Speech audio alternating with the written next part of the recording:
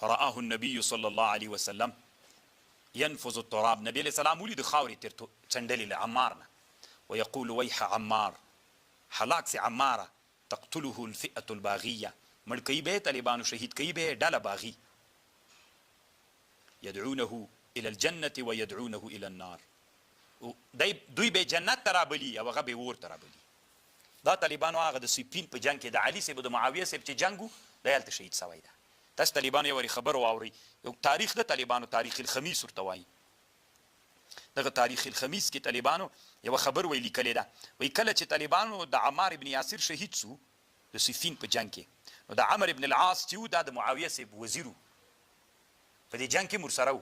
نو چې دی شهید سو طالبانو بس بیا اتې ویلې زه نور جنګ نه کوم. دی چې له جنګ نه کېناست د معاویه صاحب له لښکر نه ډېر نور مسلمانانو هم د ده اتباع وکړله.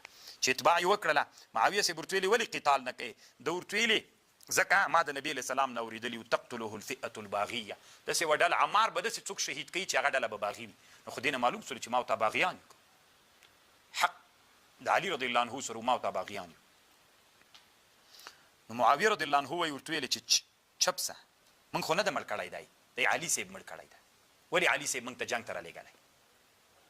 اصل کې مړ کړی چا ده؟ علي صاحب مړ کړی. ولې جنګ ته یې موږ ته رالیږلی ده. بیا علي رضی الله عنه وایي چې خبر سو، وی معاویه صاحب ته خبر ور ولېږه که جنګ ته لیږلو باندې څوک د چا قاتل ګرځي، نو بیا حمزه رضی الله عنه هم د احد په جهاد کې رسول علیه السلام جنګ ته ولېږه. چا مړ که طالبانو؟ چا شهید که؟ بیا به رسول علیه السلام نو شهید کړی. کله وحاشه طالبانو یخې که خبر باندې پوه شول. دا یو طالبانو زموږ د دیوبند علماو کې یو ډېر ښه صفت دا ده چې د صحابو رضی الله عنهم ډېره دفاع کوي. طالبانو دلته یې داسې لیکلي دي، ګوره د حدیث کې داسې راځي یدعونهم الی الجنه، دا د عمار او د عمار ډله طالبانو دوی جنت ته رابلي، ویدعونه الی النار هغه مخالفه ډله طالبانو اور ته رابلي. خو طالبانو سړی اور ته څوک بلي هغه څوک خطرناک خبر ده که نه. رشید احمد گنگوهی صاحب وایي طالبانو یو فعل به بنفسه موجب د اور وي، خو طالبانو د یو بل عارض د وجې نه له دوی نه ګناه پورته کېږي. تاسو په دې خبر ځان پوه کړئ. اوس حق د علي رضی الله عنه، حق طالبانو چې کله دا کم جنګ د صحابو په منځ کې وسو، په دې جنګ کې حق د علي رضی الله عنه سره و چې معاویه صاحب کم جنګونه ورسره کول، نو چې د علي رضی الله عنه سره و، نو دلته ولې رسول علیه السلام وایي چې یدعونهم الی الجنة ویدعونه الی النار. نو ګوره دی داسې وایي رشید احمد گنگوی صاحب یو کار به په خپله باندې موجب د اور وي، ته به یو کار کوې دا کار به موجب د اور وي. اوس مثلا باغي سړی چې د خپل امیر سره جنګ کوي، دا جنګ کول سبب د اور ګرځېږي د دخول، خو طالبانو دغه عذاب دغه ګناه الله ترې نه پورته کوي د بل امر د وجې نه. هغه امر دا و طالبانو چې دلته اجتهاد و. لنډې رانډې په پښتو درته وایم طالبانو، نو دا خو د صحابو په حق کې د معاویه صاحب او د دوی ملګرو، معاویه صاحب سره هم ډېر صحابه ملګري ول طالبانو، نو چې ملګري سول ورسره، نو صحابو په حق کې موږ داسې کله ویلی سو طالبانو هغوی ټول جنتیان ول، داسې موږ کله ویلی سو چې دا نعوذ بالله داسې کارونه. نو بیا موږ طالبانو داسې وي دا اجتهاد و.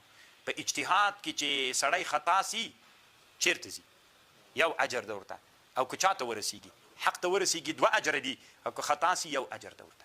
نو دا طالبانو اجتهاد د علي رضی الله عنه اجتهاد کې حق ته رسېدلی 2 اجر و. معاویه صاحب د دغې لښکر په اجتهاد کې خطا سوي هغوی ته 1 اجر و. طالبان دا یو ډېر لوی اصل د طالبانو، خو علماو له پامه غورځولی. د اوس زمانه کې طالبانو مثلا په افغانستان کې چې د علماو ډېره ورسره ورانه د طالبانو علامه شیخ الاسلام ابن تیمیه ده، ټول علما نه ښیم طالبانو بریلوي مشربه علما، او طالبانو کفر ده او پلان ده او هغه ده. دا طالبانو چې دا کوم مسلو کې دی خطا سوی طالبانو چا پیسې ورکړي که اجتهادي خطا ده، نو چې اجتهادي خطا ده بیا طالبانو ولې د علماو نه دا اصل ورک ده چې ووایي چې دا اجتهادي خطا کې څوک. اوس مثلا دا اوس افغانستان کې به ووایم یو مخکینی عالم د تیر جمهوریت په نظام کې د کفر په سب کې درېدلی، هغه اجتهادي غلطي نه ده طالبان، هغه ګمراهي ده. هغه موږ نسو ویلی چې اجتهادي غلطي ده طالبان، ځکه کفر پیسې ورکولې ملګری سوی و د ولا او د برا مسله وله. اما طالبانو شیخ الاسلام ابن تیمیه څومره لوی مجاهد سړی تېر سوی، یا د اسلام په دین کې داسې نور ډېر خلک. دا اوس طالبانو په اسلام کې داسې ښه علما تېر سوي دي، خو دلته د بریلویانو له طرف نه طالبانو د هغوی دومره وایي دا یې مسله یې داسې خو چې کړې ده مه یې منه اجتهاد ده، اجتهاد کې چې سړی خطا سي خو بیا هم اجر ورته شته، نو تا د کفر فتواوې پې باندې کول.